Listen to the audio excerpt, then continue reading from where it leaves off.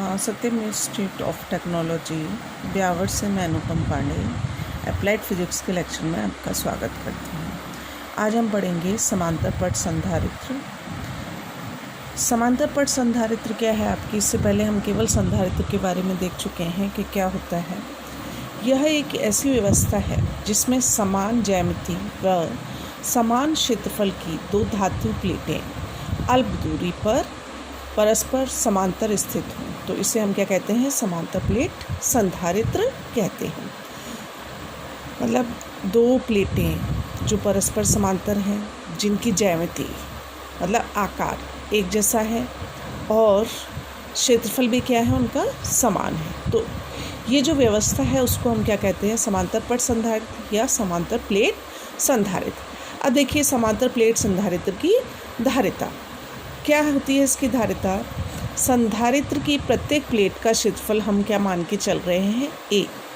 इनमें से एक प्लेट पर प्लस क्यू आवेश है और दूसरी प्लेट पर माइनस क्यू आवेश है। प्लेटों के मध्य की दूरी डी और प्लेटों के आकार की तुलना में बहुत कम होती है। मतलब इन दोनों की जो बीच की दूरी है जिसे हम डी से डिनोट कर रहे हैं वो उनके आकार की तुलना में बहुत कम होती है। अतः प्लेटों के मध्य विद्युत बल रेखाएं परस्पर समांतर होती हैं। ये समांतर बल रेखाएं खींची गई हैं, विद्युत बल रेखाएं। प्लेटों के मध्य विद्युत क्षेत्र की तीव्रता एक समान होती है। तो आवेश घनत्व क्या होता है, आवेश बटा क्षेत्रफल, सिग्मा बराबर क्यू अपॉन ए। अब प्लेटों के मध्य विद्युत क्षेत्र की तीव्रता ई बराबर होती है sigma upon epsilon not. Sigma की वैल्यू कितनी है, क्यू अपॉन ए। तो ई बराबर हो गया Q upon A epsilon not. अब प्लेटों के बाहर विद्युत क्षेत्र क्या होगा, ज़ीरो होगा। तो केवल प्लेटों के मध्य ही विभवांतर काम करेगा। तो V अगर विभवांतर है तो E बराबर हो गया V अपॉन डी। तो यहाँ से V बराबर क्या हो जाएगा, E इंटू डी।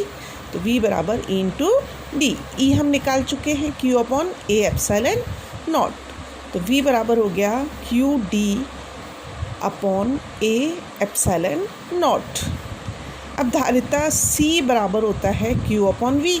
V का मान कितना है, Q D upon A epsilon not. अब ये जो है आपका Q से Q कैंसिल हो गया, ए एप्सिलॉन नॉट ऊपर चला जाएगा।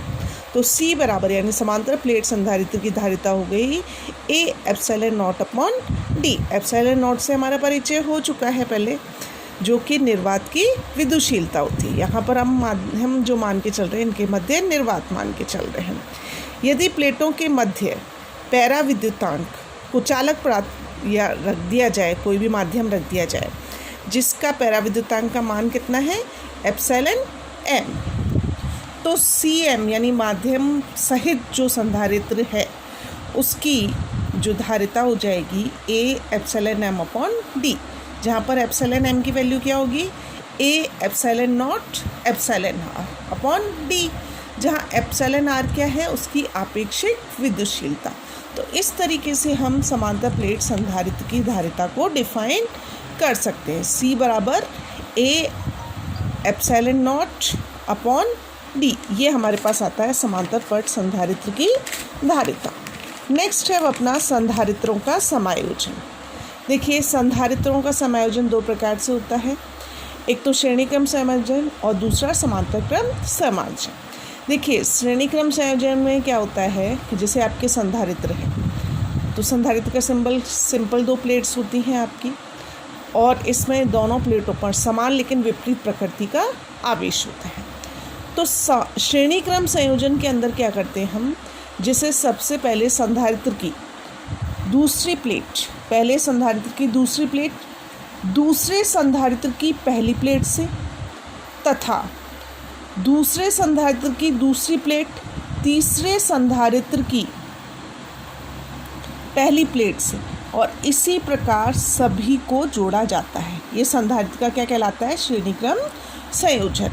जैसे ये है आपका, ये पहला संधारित्र हो गया, इसकी दूसरी प्लेट को दूसरे संधारित्र की पहली प्लेट से, और फिर दूसरे संधारित्र की दूसरी प्लेट को तीसरे संधारित्र, तो आगे से आगे जोड़ते चले जाते हैं। ये संयोजन आपका श्रेणी क्रम संयोजन कहलाता है। अब संधारित्रकों के श्रेणी क्रम संयोजन में जोड़े गए सभी संधारित्र पर आवेश परिमाण में समान होता है, जबकि धारिता तथा विभवांतर क्या होंगे, अलग अलग होते हैं। अब हम यहाँ मान के चल रहे हैं कि इन संधारित्रों की जो धारिता है वो C1, C2 और C3, और विभव कितना है V1, V2, V3, लेकिन आवेश समान होगा इसमें। तो V1 is equals to Q upon C1, V2 बराबर Q अपॉन C2 और V3 बराबर Q अपॉन C3। यहाँ पर यदि हमने कुल विभव कितना दिया है V, तो V बराबर क्या हो जाएगा, क्योंकि श्रेणी क्रम में तो तीनों जोड़ के बनेगा V1 plus V2 plus V3। यहाँ पर हमने V1, V2, V3 का मान रख दिया, तो V बराबर Q अपॉन C1। तो Q कॉमन आ गया इन तीनों में से, 1 upon C1 plus 1 upon C2 plus 1 upon C3। तो अब इस Q को यदि हम नीचे ले जाते हैं तो V अपॉन Q बराबर 1 upon C1 plus 1 upon C2 plus 1 upon C3। तो तुल्य धारिता क्या हो गई, संधारित्र की धारिता CS, सीरीज कॉम्बिनेशन यानी श्रेणी क्रम संयोजन, बराबर Q अपॉन V। तो 1 अपॉन CS बराबर 1 upon C1 plus 1 upon C2 plus 1 upon C3। मतलब कि श्रेणी क्रम में जो संयोजित सभी संधारित्रों की तुल्य धारिता का व्युत्क्रम, उल्टा है यहाँ पर, सभी संधारित्रों की धारिता के व्युत्क्रम के योग के तुल्य होता है। तुल्य धारिता का मान सबसे कम से भी कम होता है। अब अगर मान लीजिए दो संधारित्र C1 और C2 के लिए हमें निकालना है तुल्य धारिता, तो 1 अपॉन C बराबर 1 upon C1 plus 1 upon C2। तो ये क्या हो जाएगा अपना CS की वैल्यू यदि हम फाइंड करेंगे तो C1 C2 upon C1 plus C2। इस तरीके से हम श्रेणी क्रम संयोजन में तुल्य धारिता ज्ञात कर सकते हैं।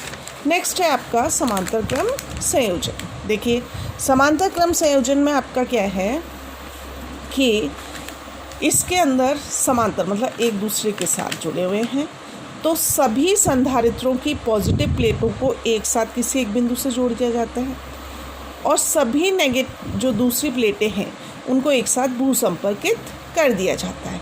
तो चूंकि दोनों प्लेटें एक साथ जुड़ी हुई हैं, सभी प्लेटें सभी संधारित्र की, तो इन पर आवेश का मान क्या रहता है, समान, विभव का मान समान रहता है और आवेश का मान अलग अलग होता है। तो अब इनकी जो धारिता है वो C1, C2 और C3 मान के चल रहे हैं हम, और आवेश का मान है Q1, Q2, Q3।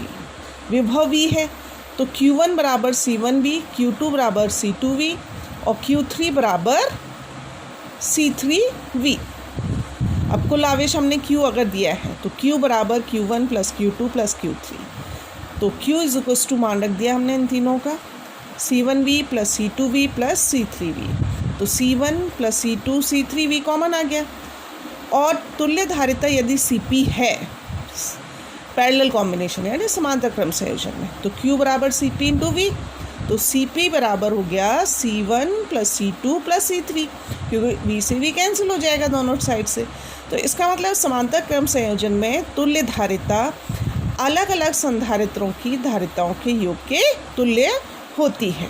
और क्या प्राप्त होगी, ज़्यादा प्राप्त होगी।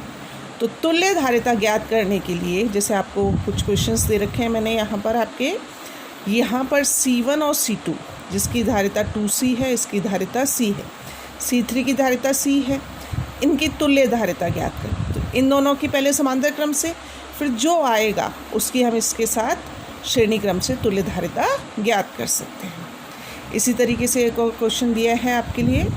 यहाँ पर C1, C2, C3, C4 चार संधारित्र हैं, जिसमें C1 और C2 पहले श्रेणी क्रम में जुड़े हुए हैं 60 माइक्रोफैरड, और C2 है आपका 20 माइक्रोफैरड, और C3 9 माइक्रोफैरड, C4 12 माइक्रोफैरड।